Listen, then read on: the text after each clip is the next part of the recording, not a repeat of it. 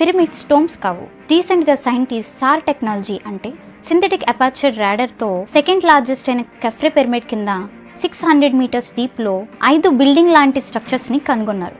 ఈ structures geometric పాత్వేకి connect అయి ఉంటే ఈ పాత్వేస్ కింద 8 సిలిండ్రికల్ వెల్స్ అనేవి ఉన్నాయి. సైంటిఫికల్ గా ప్రూవ్ అయింది ఏంటంటే పిరమిడ్స్ నుంచి వచ్చే ఎనర్జీని సేకరించడానికి యూజ్ చేస్తున్నారు. ఎలాగంటే పిరమిడ్ లోపల భాగము ఎలక్ట్రిసిటీని కండక్ట్ చేసే విధంగా ఉంటే పిరమిడ్ బయట భాగము ఎలక్ట్రిసిటీ బయటకు పోకుండా నిర్మించారు. ఇలా ఈ పిరమిడ్ లోపల హీట్ అనేది జనరేట్ అయ్యి మ్యాగ్నెటిక్ ఫీల్డ్ ని క్రియేట్ చేసి పిరమిడ్ షాఫ్ట్స్ ద్వారా ఆ యొక్క ఎనర్జీని బయటికి పంపిస్తుంది. అయితే ఈ పిరమిడ్స్ ని ఈజిప్ట్ వాళ్ళు కట్టలేదని ప్రూవ్ అవుతుంది ఇప్పుడు. ఎందుకంటే ఈ పిరమిడ్ 6 మిలియన్ టన్స్ బరువు అంటే దాదాపు 2.5 మిలియన్ టన్స్ బరువు ఉన్న బ్రిక్స్ ని దీన్ని నిర్మించడానికి యూజ్ చేశారు. సామాన్యంగా ఇంత బరువున్న రాళ్ళని, అది కూడా ఆ కాలంలో తక్కువ పరికరాలతో సాధ్యం కాదు. మరి ఈ పిరమిడ్స్ ఎలా వచ్చాయి? ఇక్కడే బైబిల్ తో కనెక్ట్ అయ్యింది.